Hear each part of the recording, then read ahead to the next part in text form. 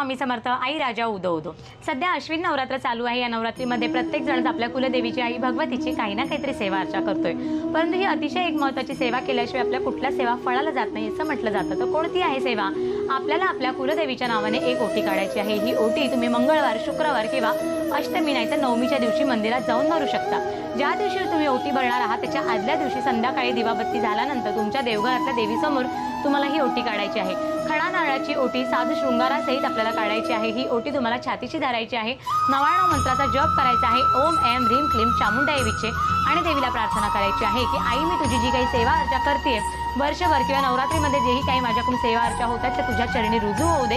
तुझं लक्ष माझ्या संसारावर, माझ्या मुलाबाळांवर असंच राहू दे. तुझी कृपा दृष्टी आमच्या संसारावर कायम राहू दे. तुझ्या जागेवर येऊन मला तुझा मानसन्मान करता येणं शक्य होत नाही, तर ही ओटी मी तुझ्या नावाने भरते ती मात्र तो मान्य करून घे असं म्हणायचं. आणि दुसऱ्या दिवशी तुम्हाला तुमच्या जवळच्या मंदिरात जाऊन सकाळी